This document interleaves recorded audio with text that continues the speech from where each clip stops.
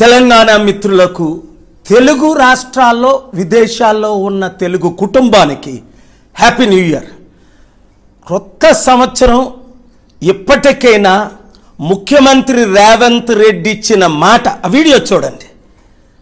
Summit పెడదాం parade గ్రౌండ్స్లో, లక్షల కోట్లు తీసుకొద్దాం, తెలంగాణని అభివృద్ధి చేద్దామని 5 సార్లు మాట్లాడారు. 5 సార్లు కలిసాం, కానీ 5 నిమిషాలు ఆయనకి టైం లేదు. కాళేశ్వరం 1,10,000 కోట్లు అవినీతి జరిగింది మెగా కృష్ణారెడ్డి ద్వారా, సిబిఐ ఎంక్వైరీ చేయిస్తాం, ఆయన్ని అరెస్ట్ చేయిస్తాం అన్న పెద్ద మనిషి ఇప్పుడు రాత్రుల పూట ఇంట్లోని, పగలేమో బాహ్యంగా కలుసుకుంటూ డీల్స్ చేసుకుంటున్నారు. ఏ డీల్సో నాకు తెలీదు. మీ కొరకు టైం లేదు ఆయనకి. అభివృద్ధి, నిరుద్యోగుల కొరకు, ఉద్యోగుల కొరకు, మహిళల కొరకు, రైతుల కొరకు 6 వాగ్దానాలు నెరవేర్చుదామని నేను డబ్బు తీసుకొస్తానంటే ఆయనకు టైం లేదు, ఇంట్రెస్ట్ లేదు. టూరిజం చేయడానికి సౌత్ కొరియా, అమెరికా, ఇప్పుడు అట Australia.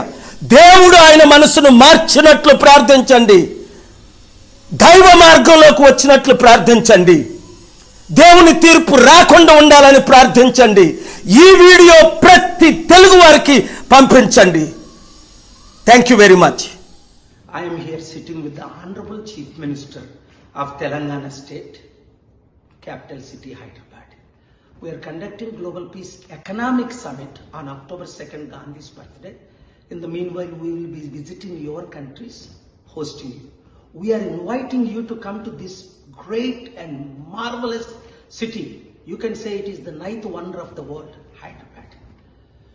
And the Honorable Chief Minister is welcoming you. Please, Sri Ravant Reddy ji. I am inviting you to Global Summit organized by Dr. K.A. Pal in Hyderabad. Please do come to Hyderabad and participate in Global Summit. Thank you.